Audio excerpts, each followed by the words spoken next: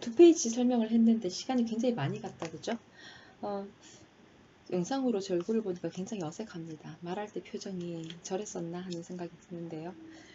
126페이지, 127페이지, 지금 이제 또 한 20분 정도 수업을 하게 될 내용은 소변의 형성 과정에 대해서, 그리고 사고체에서 어떻게 우리가 소변의 전구체인 여과액을 만들어내는가에 대해서 한번 살펴보는 시간을 갖도록 하겠습니다.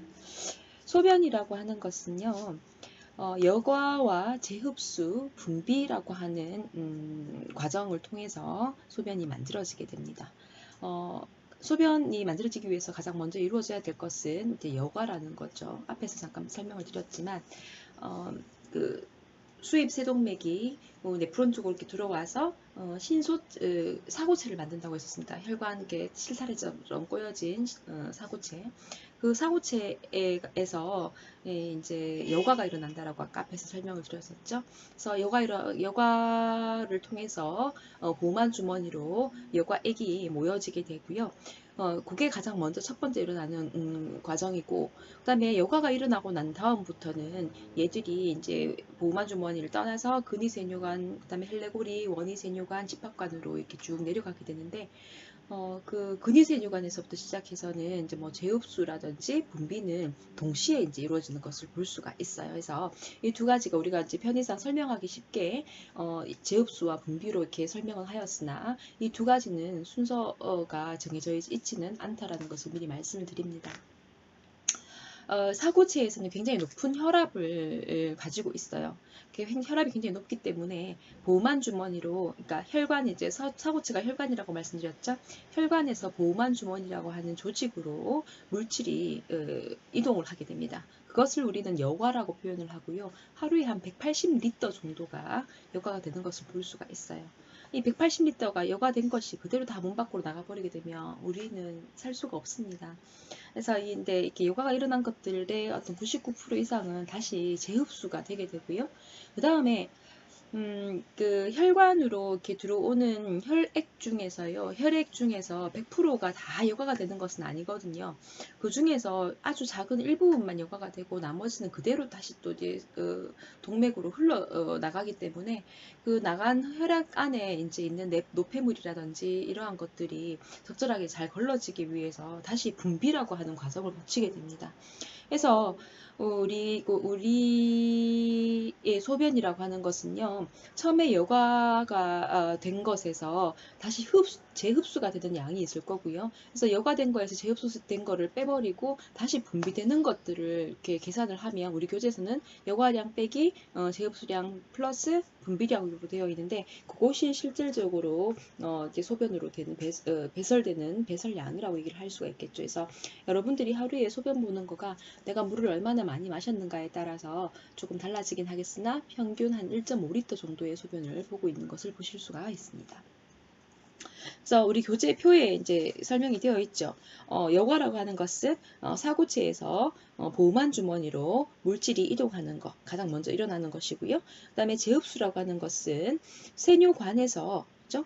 보만 주문을 통해서 나갔던 세뇨관에서 세뇨관 여기서 다시 조직이라고 이제 우리가 표현을 할 수가 있겠죠. 5장에서 배웠던 내용을 기준으로 이제 설명을 한다면 세뇨관에서 세뇨관 주변 모세혈관, 즉 혈관으로 이동하는 거가 재흡수라고 얘기를 할 수 있습니다. 그 다음에 아까 그 여과되지 못하고 그냥 그 혈관으로 쭉 지나가 버리는 것들을 우리가 혈액들이 되게 많다고 했었는데, 그러한 어떤 혈관에서 세뇨관으로 다시 분비가 일어나는 것을 이렇게 물질이 이동하는 것을 우리는 분비라고 표현을 한다라고 다시 정리를 해보실 수가 있겠습니다. 2번 사고체 여과와 사고체 여과율에 대해서 한번 살펴보면, 이 여과라고 하는 것은 다시 설명을 드리면 사고체에서 모세혈관에서 바깥으로 조직으로, 그러니까 보만 주머니로 혈장이 빠져나가는 것을 얘기를 합니다. 이렇게 물질이 이동할 수 있는 이유 중에 하나가 이 모세혈관에서는 굉장히 높은 압력을 갖고 있기 때문인데요. 이 높은 압력을 유지를 하기 위해서는 우리 몸에서는, 그러니까 신장으로 들어오는 혈류가 굉장히 많게 만듭니다. 그래서 이제 신장으로 들어오는 혈액은 전체 심박출량의 한 20에서 25%, 4분의 1에서 한 5분의 1 정도가 되는 걸 볼 수가 있죠. 그죠? 굉장히 많은 양입니다. 이게 들어오게 되고요. 그다음에 이 구심성 세동맥, 다시 얘기하면 뭐겠습니까? 안으로 들어오는 거니까 수입 세동맥이 되겠죠. 그죠? 그래서 이 수입 세동맥에 비해서 원심성 세동맥, 즉 수출 세동맥이 더 가늡니다. 그리고 5장에서 어떻게 배우셨죠? 혈류라고 하는 것은 혈관의 직경에 의해서 굉장히 큰 영향을 받는다라고 얘기를 했었잖아요. 그래서 이 그 구심성 세동맥에 비해서 원심성 세동맥이 가늘기 때문에 구심성 세동맥은 즉 사고체를 만들고 있는 게 안으로 들어와서 사고체를 만든 거니까요. 이 사고체에 굉장히 높은 압력이 걸리게 됩니다. 원심성 세동맥에 비해서. 거기 관로에 보시면 55에서 60이라고 되어 있잖아요. 여기 표에도 이렇게 기술이 되어 있는데 우리가 5장에서 배웠었던 모세혈관에 걸리는 압력, 정수압이라고 하는 거가 보통 37에서 한 17mmHg 정도가 되었었거든요. 근데 신장에 있는 사고체에서 걸리는 정수압은 그 여가 될 때의 압력은 한 55mmHg 정도 됩니다. 거의 한 2배에 육박한다고 보실 수가 있는 거예요. 그죠? 굉장히 위치에 따라서는 2배 이상도 되죠. 그죠? 굉장히 큰 압력이 걸려 있습니다. 그렇기 때문에 이 사고체에서 보호만 주머니로 여과가 일어날 수 있게 되는 것이고요. 그래서 이렇게 사고체에서 그 보호만 주머니로 여과되는 것들을 있죠? 여과율이라고 얘기를 합니다. 여과율은 조금 용어가 계속 반복적으로 나오니까 사고체 여과율이 뭐지? 그 사고체 여과율이라고 하는 거가 이런 거구나 라고 하는 걸 여러분들이 이제 머릿속으로 정리를 하실 수가 있어야겠어요. 그 다음에 이 사고체에서 보호만 주머니로 여과가 되기 위해서는 뭐를 통과를 해야 되냐면 여과막이라고 하는 거를 통과를 해야 됩니다. 그래서 이 여과막이라고 하는 거가 어떤 걸로 구성이 되어 있냐면 사고체, 즉 모세혈관의 내피세포와 기저막, 요거는 우리 모세혈관을 구성하고 있는 그 기본 단위였잖아요. 구성 물질이었잖아요. 그죠? 그래서 내피세포와 기저막이 있고 이제 족세포라고 하는 거가 있다. 그다음에 이 혈장이라고 하는 거는 그죠? 이 사고체에서 혈장이라고 하는 거는 그 모세혈관의 어떤 여과 틈새를 통과하면서 여과가 되는 것을 볼 수가 있습니다. 요거는 나중에 그 수업 시간에 잠깐 사고체에 있는 이제 모세혈관의 단면도 그림을 제가 이제 캡처해 놓은 게 있는데요. 그거를 좀 보여드리도록 하겠습니다. 그래서 이 그 사고체, 그러니까 신장 내에서의 어떤 그 혈장이라고 하는 것이 있잖아요. 혈장의 경우에는 모세혈관에서는 그 혈장 단백질, 즉 그 알부민과 같은 혈장 단백질은 절대 통과를 할 수가 없어요. 그래서 그거를 제외한 모든 성분이 다 여과가 됩니다. 그래서 이렇게 여과된 성분이 다 이제 혈장 단백질 제외한 모든 거가 여과가 되기 때문에 여과된 물질의 농도라고 하는 것은요, 혈중 농도하고 같다고 보실 수가 있어요. 요거는 크게 중요하진 않지만 요거 이제 사고체 여과율과 관련된 계산을 하기 위한 어떤 개념이긴 한데 어쨌건 여러분이 이해를 하셔야 되는 것은 사고체에서 여과가 될 때에는 혈장 단백질을 제외한 모든 성분이 여과가 된다. 이렇게 기억을 해두시면 좋을 것 같습니다. 그 다음에 그러니까 당연히 여러분이 보는 소변에서 소변 검사를 했을 때에는 혈장 단백질은 당연히 나오지 않아야 되겠죠. 뭐가? 단백질은 검출이 되지 않는 것이 정상입니다. 만약에 소변에서 단백질이 검출이 된다라고 하면 뭐가 되죠? 신장 기능에 문제가 있음을 의미를 하게 됩니다. 사고체 여과에 관여하는 힘, 요거는 앞에서 이제 5장에서 봤었던 정수압, 교질 삼투압에 대한 개념을 가지고 다시 이 내용을 보셔야겠습니다. 그래서 이제 여과가 이루어질 때 보시면 사고체에서의 정수압은 한 55mmHg 정도가 되고요. 그 다음에 여과가 될 때 보호만 주머니에서의 어떤 교질 삼투압은 0입니다. 정수압의 수치 차이는 있기는 하나 교질 삼투압이 0이라는 것은 똑같죠. 그죠? 앞에서 봤었던 다른 곳에 분포되어 있는 모세혈관에서의 교질 삼투압과 같습니다. 그 다음에 여과 반대 방향, 즉 보호만 주머니에서 사고체로 걸리는 압력을 한번 보시면 보호만 주머니에서의 어떤 정수압은 15mm Hg. 이것도 다른 곳에 있는 모세혈관의 압력보다 높죠. 거기서는 얼마였었어요? 1이었었어요. 1. 그 다음에 사고체에서의 교질 삼투압은 30이라고 지금 우리 127페이지에 표시가 되어 있는데 앞쪽에서 봤을 때는 이게 얼마였었죠? 25 정도가 되었었습니다. 그래서 즉 신장에 분포되어 있는 사고체에서의 그리고 보호만 주머니에서의 정수압과 교질 삼투압은 일반 다른 쪽에 분포되어 있는 모세혈관 즉 미세순환 할 때의 압력하고는 조금 차이가 있다. 조금 더 높은 압력을 유지를 하고 있음을 알 수가 있고요. 이러한 높은 압력 때문에 사고체에서 보호만 주머니로 여과가 일어날 수 있게 되는 것입니다.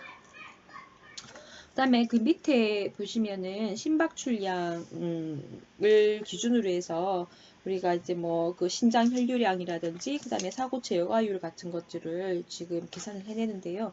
요거는 나중에 여러분들이 그냥 참고로만 보시기 바랍니다. 129페이지 넘어와서 사고체 여과율이라고 하는 사고체 여과율의 변화를 유도하는 요인에 대해서 지금 5가지로 이제 분류를 해놨죠. 그죠? 그래서 먼저 고혈압이 사고체에서 고혈압이라고 하는 것은 혈관의 압력이 이제 저항을 많이 받는다는 것을 의미를 하죠. 여러 가지 요인에 의해서. 그래서 혈압이 상승을 하게 되면 당연히 어떻게 되겠습니까? 혈관 내의 압이 더 올라가 있다는 거가 되겠죠. 그래서 앞쪽에 127페이지 두 번째 표하고 조금 연결을 해서 여러분들이 보셨으면 좋겠어요. 그래서 이게 사고체에 이게 혈압이 상승하게 되면 당연히 사고체의 정수압은 더 증가를 하게 됩니다. 그렇게 되면 순여과압이라고 하는 거가 증가가 되면서 사고체 여과율 자체도 GRF죠. 사고체 여과율 자체도 올라가게 되는 거예요. 그 다음에 출혈이 있는 상황을 한번 생각을 해볼까요? 피 양이 이제 줄어드는 거잖아요. 그러면 혈압이 떨어지죠. 우리가 출혈이 있게 되면 혈액량이 줄어들기 때문에 당연히 이제 혈압이 떨어지게 되는데 그렇게 혈압이 떨어지게 되면 사고체 정수압도 줄어들게 되겠죠. 그죠? 정수압이 감소되게 되면 순여과압도 감소하면서 사고체 여과율도 줄어드는 것을 볼 수가 있습니다. 여기까지는 무난하게 이해가 되시겠죠? 그 다음에 3번 한번 보실게요. 탈수. 언제 탈수가 될까요? 땀을 너무 과다하게 흘린다거나, 그 다음에 가장 대표적인 예, 설사를 너무 많이 하거나, 그다음에 구토를 많이 하거나 할 때 탈수가 일어나게 되는데 탈수가 일어난다는 것은 혈장을 주되게 구성하고 있는 어떤 게 체액 성분을 잃어버린다라는 얘기잖아요, 그죠? 그래서 그 체액 성분을 잃어버리게 되면 당연히 어떻게 되겠습니까? 혈장량도 줄어들게 되죠. 그래서 이 혈장량이 뭐죠? 하나는 어떤 그 혈장량이 감소하면서 사고체 정수압은 줄어들게 됩니다. 대신에 그 안에 있는 게 혈장은 조금 그러니까 물 성분은 조금 더 많이 소실이 되는데 쉽게 얘기하면 그 안에 남아있던 다른 물질들은 배출이 더 안 되는 거거든요. 그러니까 삼투압이 교질 삼투압이 더 증가를 하게 되는 거예요. 그래서 그 교질 삼투압이 증가하게 되면 순여과압도 이제 감소하게 되는 거예요. 다시 설명을 드리면 탈수, 이렇게 설사와 같은 상황이 이제 발생을 하게 되면 사고체 정수압은 늘어나는 대신에 교질 삼투압은 사고체 정수압은 감소하는 대신에 교질 삼투압은 늘어나게 되는 상황이 됩니다. 그래서 출혈하고는 출혈과 비교를 해보면 사고체에서의 교질 삼투압이 증가한다라는 그런 차이점이 있죠. 어쨌건 정수압은 감소하고 사고체의 교질 삼투압은 증가하기 때문에 GRF가 감소하는 것을 볼 수가 있습니다. 그 다음에 간질환이 있을 때에는 탈수와 조금 반대되는 상황이 됩니다. 그래서 간질환이 있을 때는요, 알부민이 잘 만들어지지 않게 되죠. 그죠? 그래서 이 알부민이 만들어지는 거가 감소하게 되면 당연히 사고체에서의 교질 삼투압도 감소하게 되고요. 그러면 사고체에서의 교질 삼투압이 감소하게 되면 상대적으로 뭐가 되겠습니까? 정수압이 비율적으로도 올라가게 되기 때문에 GRF가 증가하는 것을 볼 수가 있어요. 요로폐쇄가 남아있죠. 그죠? 그래서 요로폐쇄라고 하는 거는요, 가장 대표적인 거 우리가 신장을 지나서 요관이 있고, 그 다음에 또 뭐가 있었죠? 방광이 있고, 요도가 있는데, 그렇게 소변이 통과하는 길 쪽에 어딘가가 이게 막히는 거를 의미를 합니다.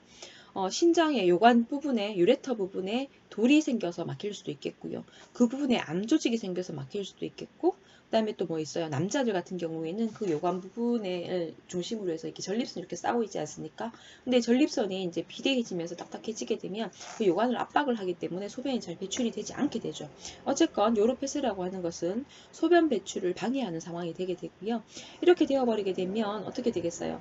보호만 주머니에서는 여과된 물질들을 그 세뇨관을 통해 가지고 요관으로 보내게 됐는데 이 요관에서의 어떤 요관에서 폐쇄가 됨으로 인해 가지고 만들어진 소변이 배출이 되지 못하게 되면 다시 위로 거꾸로 치고 올라오겠죠. 그러니까 당연히 보호만 주머니의 정수압은 증가할 수밖에 없습니다. 그래서 순여과압은 다시 또 이렇게 위로 치고 올라가면서 감소가 되게 되고 사고체 여과율도 줄어들게 된다. 즉 체내 수분량이 이제 증가하는 것을 볼 수가 있게 되는 거죠, 그죠? 다시 정리를 하면 고혈압과 출혈, 그다음에 탈수가 있는 상황에서는 출혈과 탈수가 있는 상황에서는 사고체 여과율이 줄어들게 됩니다. 반대로 고혈압이나 간질환이 있는 상황에서는 사고체 여과율이 어떻게 되겠죠? 증가하게 되겠죠. 그죠? 그 다음에 요로패스의 경우에도 사고체 여과율이 감소하는 것을 볼 수가 있습니다. 이게 조사가 조금 잘못 사용이 되었네요. 죄송합니다. 제가 이렇게 강의를 하다 보면 이게 제 머릿속에 있는 것과 입 밖으로 튀어나오는 용어가 또는 어떤 개념에 대한 설명이 차이가 있을 수가 있습니다.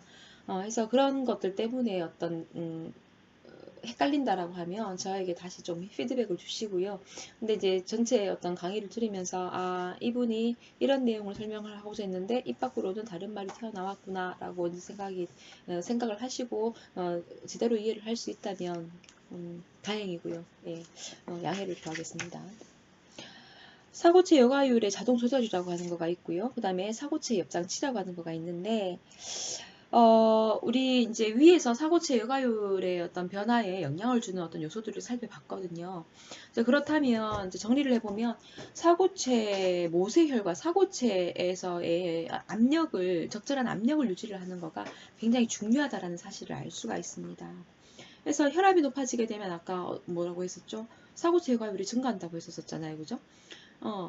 그렇다면 우리가 이제 굉장히 흥분한 상태이거나 운동을 해서 이렇게 혈압이 조금 올라가 있다든지 또는 고혈압이 있는 사람과 같이 정상 어떤 혈압에 비해서 좀 더 올라가 있다는 상황이 된다면 사고체 여과율이 굉장히 증가하게 되겠네요.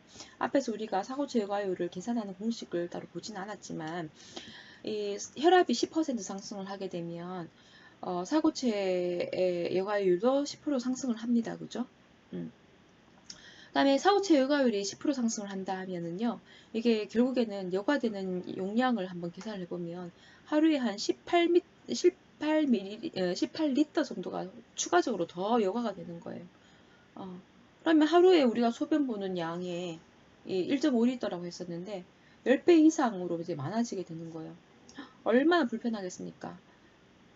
화장실 가는 것도 불편한 데다가 그 소변이 너무 많이 나가게 되면 결국에는 이 소변에 포함이 되어 있는 전해질들도 같이 이제 빠져나가기 때문에 굉장히 우리 생명에 이제 위험한 상황이 이제 발생을 할 수가 있다라는 거죠. 그래서 우리 몸에서는 이러한 상황에 대비해서 사고체 여과율이 크게 변하지 않도록 딱 세팅을 해두었습니다. 그래서 혈압이 이제 한 80mmHg에서 한 180mmHg 정도가 이제 정도의 어떤 평균 동맥압이 유지가 되는 동안에는 사고체 여과율이 크게 변하지 않도록 이렇게 장치를 만들어 놨는 거예요. 그거를 우리는 사고체 여과율의 자동 조절이라고 이렇게 표현을 합니다. 이 사고체 여과율이 자동 조절되기 위해서 이제 어떤 장치가 마련이 되어 있냐면 사고체 옆장치라고 하는 거가 마련이 되어 있어요. 그래서 우리가 이제 그 사고체에서 보호만 주머니로 여과가 되고 보호만 주머니에서는 이제 여과액들을 받아가지고 근위세뇨관, 그다음 헬레고리를 통해서 원위세뇨관으로 전달을 하게 되죠. 이렇게 여과된 물질들이 그 원위 세뇨관으로 이제 지나가게 되면, 그래서 지나가게 되면은 반드시 원위 세뇨관이 사고체 근처에 있었잖아요, 그죠? 그림을 한번 떠올려 보시면, 그래서 반드시 이 원위 세뇨관을 지나면서 뭐를 통과를 하게, 뭐를 만들게 되냐 하면 사고체 옆장치라고 하는 거를 만들게 됩니다.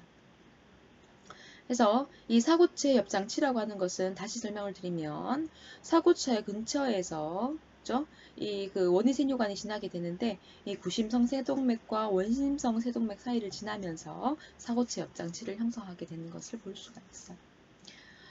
그래서 이게 우리가 이쪽을 지나가면서 원위세뇨관을 지나가면서 지나가게 되면서 이렇게 여과액이 많다, 적다라고 하는 것을 어디에서 감지를 하냐면 치밀반이라고 하는 것에서 감지를 하게 됩니다. 그러면 치밀반에서는 이제 여과액이 많다, 적다를 감지를 하고 난 것들을 그 정보를 누구에게 주냐면 과립세포, 즉 앞에서 했던 용어로 설명을 드리면 사고체 옆 세포에다가 정보를 주게 됩니다. 그래서 이 사고체 옆 세포에서 이제 정보를 전달받게 되죠. 그래서 이 세포에서도 정보를 전달을 받고 나서 내 몸에서 여과율이 너무 적어요 라고 하는 어떤 정보를 인지를 하게 되면 레닌이라고 하는 물질을 분비를 하게 되어요. 그 다음 설명으로 바로 이제 H번으로 자동 연결이 됩니다. 그래서 우리가 이제 혈압이 예를 들어서 떨어졌어요. 여러 가지 어떤 뭐 출혈에 의해서 혈압이 감소되고 나면 당연히 이제 뭐 사고체 여과율도 줄어들게 되겠죠, 그렇죠? 그러면은 사고체 여과율이 줄어드니 원위세뇨관을 지나는 여과액도 어떻게 되겠습니까? 줄어들게 되겠죠, 그죠? 그래서 이제 줄어들게 되면 이 치밀반에서는 그 근처에서 원위세뇨관 근처에서 치밀반에서 감지를 하는 거죠. 사고체 여과율이 줄었네. 즉 여과액 내 주변을 지나가는 여과액이 줄었어. 그러면 그 정보를 누구한테 준다고 했었죠? 사고체 옆 세포에다가 정보를 전달을 한다라고 얘기를 했었습니다. 그러고 나면 이 사고체 옆 세포에서는 레닌을 이렇게 분비를 하기 시작해요. 그러면 분비된 레닌은 안지오텐신이라고 하는 물질 합성을 促진시킵니다. 안지오텐신 반드시 기억해 두셔야 됩니다. 왜냐하면 나중에 그 혈압 조절과 관련돼서 이렇게 나오는 용어로 이게 물질로 굉장히 중요한 거고요. 이거를 조절을 하는 약을 투여를 함으로써 우리가 나중에 이제 혈압을 조절을 하게 되거든요. 그래서 레닌이라고 하는 거가 안지오텐신이라고 하는 물질 합성을 촉진시키고 나면 이 안지오텐신이 이제 더 만들어지겠죠, 그죠? 그래서 이 만들어지고 난 안지오텐신은 어떤 역할을 하냐면 원심성 세동맥, 즉 뭐죠? 나가는 수출 세동맥을 수축시키는 작용을 합니다. 안지오텐신은 어떤 특성을 갖고 있다? 혈관을 수축시키는 특성을 가지고 있습니다. 혈관 수축이 되니까 정수압은 어떻게 되겠어요? 올라가게 되겠죠. 그러면서 사고체 여과율을 정상적으로 이제 회복을 시키게 되는 겁니다.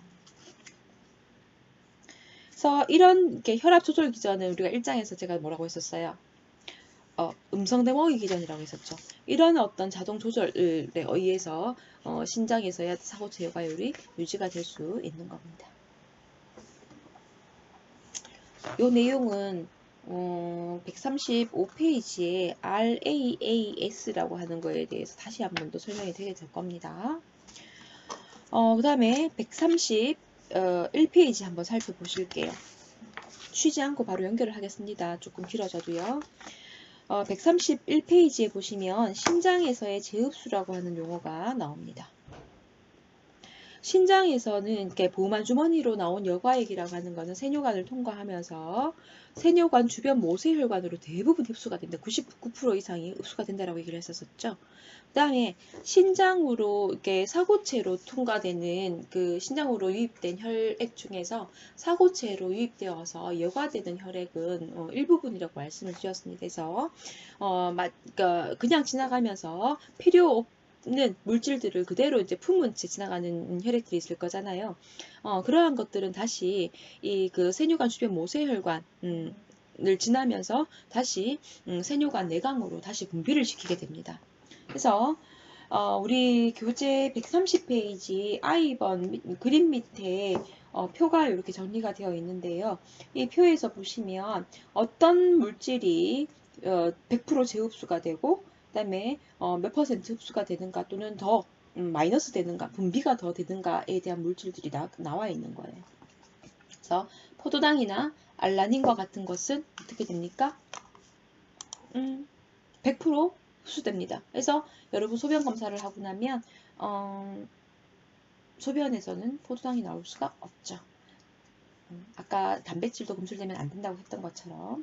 그다음에 알라닌이라고 하는 것은 아미노산의 일종인데요. 얘도 100%다 재흡수가 됩니다. 그다음에 밑에 있는 중탄산염이라든지 소듐이나 클로라이드, 물, 그다음에 포타슘, 요소 이런 것들은 정도의 차이는 있기는 하나 특히 뭐죠? 물부터 그러니까 중탄산염부터 시작해서 물까지는 전부 다 뭐죠? 99% 이상 흡수가 되는 것을 볼 수가 있고요. 그다음에 포타슘의 경우에는 93%만 흡수가 됩니다. 즉, 이 포타슘은 몸 밖으로 다른 거에 비해서 좀 더 많이 나가야겠다라는 거죠. 그죠? 그 다음에 요소라고, 유리아라고 하는 것도 60%밖에 재흡수가 되지 않아요. 나가줘야 되고요. 그 다음에 크레아티닌 한번 보실까요? 마이너스 16입니다. 헐, 위에는 양의 값이었는데 밑에는 음의 값이네요. 즉, 얘는 재흡수를 시키는 것이 아니라 오히려 더 추가해서 분비를 시킨다는 것을 의미를 하게 되겠죠. 그죠? 그래서 이 신장에서의 재흡수 과정에 대해서 좀 살펴보면 I2번 그림과 그다음에 설명된 131페이지에 설명되어진 내용을 조금 왔다 갔다 하면서 보시는 거가 좋을 것 같아요. 잠깐만요. 이 부분에 대한 설명에 대한 거를 제가 슬라이드를 좀 보고 그림을 보고 설명을 드리도록 하겠습니다. 131페이지 133페이지. 예. 그래서 신장 세뇨관에서는 가장 먼저 흡수가 되는 거가 나트륨입니다. 그림에서 보시면 1번 나트륨에서 빨간색으로 표시가 되어 있는 거가 있죠. 그죠? 나트륨이 가장 먼저 흡수가 되고요. 근데 이 나트륨은 뭐에 의해서 이렇게 흡수가 되냐 하면 그 소듐 펌프에 의해서 흡수가 되는 것을 볼 수가 있고요. 소듐 펌프를 이용하는 거니까 능동운반이겠죠. 그죠? 그 다음에 두 번째, 나트륨이 재흡수가 되고 나면 세뇨관에 있던 그 연한 이게 약간 옐로이시한 컬러로 되어 있는 부분 보이시죠? 그죠? 그 세뇨관에 있던 소듐의 농도는 어떻게 되겠습니까? 나트륨 농도는 어떻게 되겠어요? 줄어들게 되겠죠. 저쪽으로 이제 다시 흡수가 되어 버리니까. 그러니까 이 세뇨관 상피세포에서 낮아진 나트륨 농도를 채우기 위해서 세뇨관 내강에 있는 나트륨이 다시 어디로 가겠습니까? 세뇨관 상피세포로 이동을 하게 되는 거예요. 됐습니까? 이때 세뇨관 내강에서 세뇨관 상피세포로 나트륨이 이동하는 것은 주로 2차 능동 운반에 의해서 이루어지는 것을 볼 수가 있습니다. 2차 능동 운반이라는 말을 헷갈리면 기억을 하지 않으셔도 됩니다. 어쨌건 이런 순서로 이동을 하고 있다는 거죠. 그래서 이러한 과정을 통해서 여과된 소듐의 70% 이상은 어디에서 흡수가 되는 거예요? 근위 세뇨관에서 흡수가 되고 나머지 아까 99.6% 중에 그러니까 99.6% 중에서 70%가 근위 세뇨관에서 흡수가 되고 나머지 계산이 안 되네. 29.9% 정도는 어디에서 헬레고리관과 원위 세뇨관에서 흡수가 되는 것을 볼 수가 있는 거예요. 그럼 2번까지 설명이 된 겁니까? 네, 3번 설명을 한번 해보도록 하죠. 그래서 이 세뇨관 내강에서 있던 소듐은 그 2차 능동 운반을 통해서 세뇨관 상피세포로 들어온다고 했었고요. 4번 설명할 차례네요. 소듐이 이렇게 세뇨관 내강에서 세뇨관 상피세포로 이렇게 쭉 이동을 하게 되면 지 혼자만 오는 것이 아니고 물을 데리고 옵니다. 짝지예요, 짝지. 어떻게? 삼투작용에 의해서. 그래서 이 삼투작용에 의해서 물이 이동을 하게 되면 뭐죠? 어디에 있던 세뇨관 내강에 보시면은 소듐이 이렇게 이동을 하잖아요.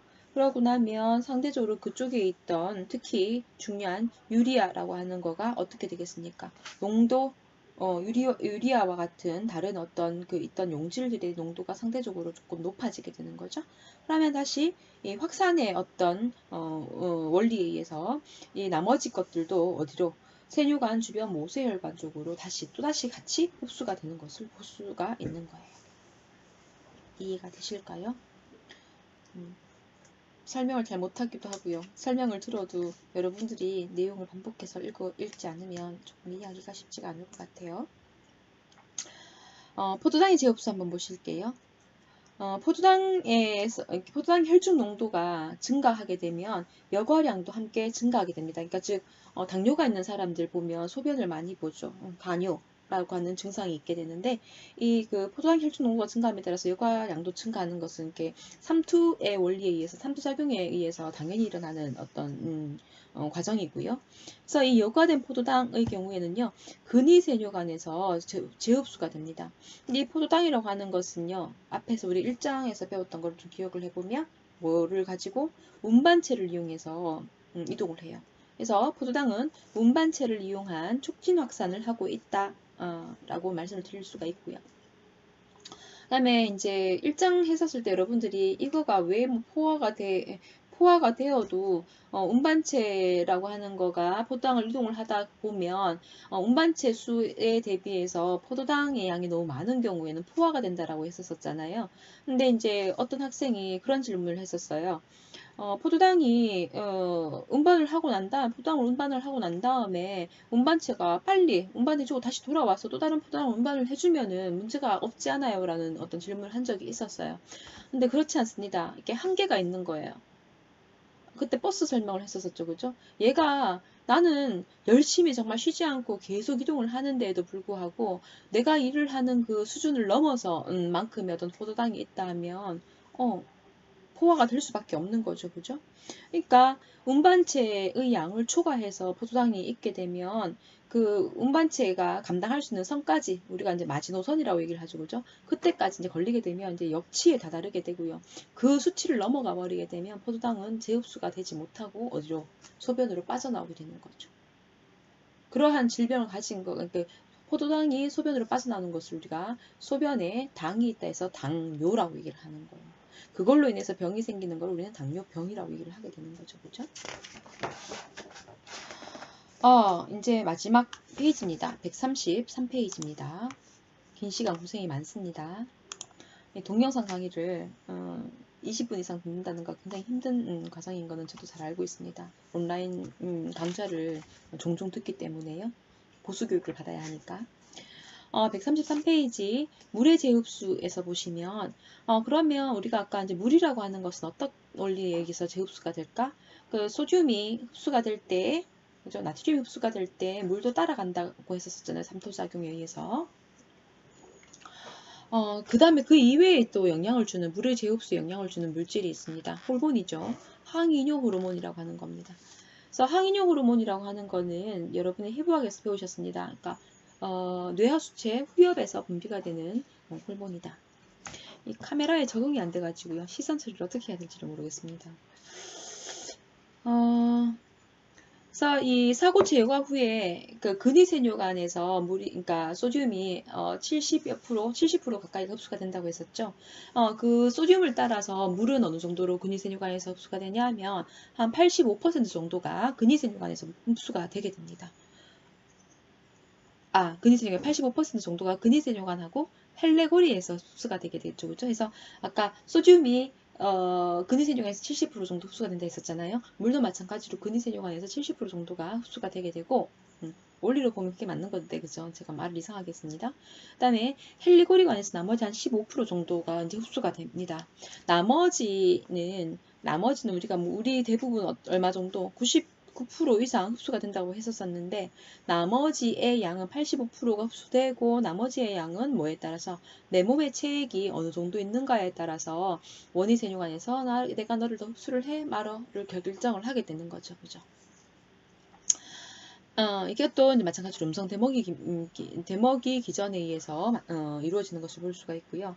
그래서 우리 몸 안에서의 삼투압이 조금만 증가해도 어디서 감지를 하냐면 그러니까 시상하부에서 감지를 하게 됩니다. 삼투압이 증가한다는 것은 뭐죠? 탈수가 있는 상황이라고 이제 얘기를 할 수가 있겠죠. 그죠? 조금만 증가를 하게 되어도 우리 뇌하수체 후엽에서는 뭐를 분비를 하게끔 하냐 하면 항이뇨 호르몬을 분비를 하게 됩니다. 탈수가 일어나는 상황이니까 내 몸에 뭐예요? 탈수, 물이 부족하니까 물을 잡아 땅 껴야 되잖아요. 그러니까 소변을 덜 보게 하는 호르몬을 분비를 한다라는 거죠. 그래서 이 항이뇨 호르몬이라고 하는 것은요, 어디에서 작용을 하냐면 원위세뇨관하고 집합관에 작용을 합니다.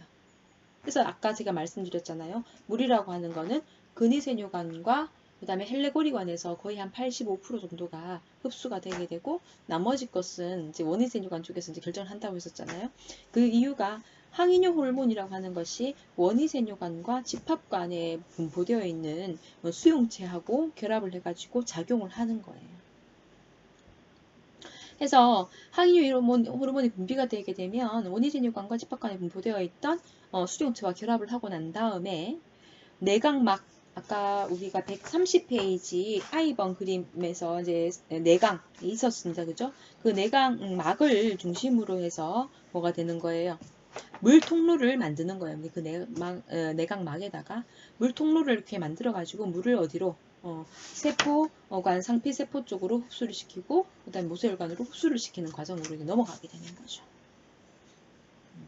그래서 내 몸에 체액이 부족할수록 항이뇨 호르몬은 더 많이 분비가 되게 되고요. 그래서 더 많은 물을 흡수할 수 있도록 도와주게 되는 겁니다. 제가 133페이지까지 한다고 했었고요. 지금 물의 재흡수까지는 했고, 그 다음에 신장에서의 칼륨의 분비, 특히 여기에서는 알데스테론이라고 하는 얘기가 나오는데요. 이 알데스테론 설명을 하면서 뒤쪽에 그 신장에서의 혈압 조절을 같이 설명을 할 계획입니다. 그래서 동영상 강의는 여기까지 하는 걸로 할게요. 장시간 수고 많으셨습니다. 몇 페이지 안 되었는데 거의 앞에 1강하고 합치게 되면 거의 한 50분을 차지합니다. 그죠? 네, 수고 많으셨습니다.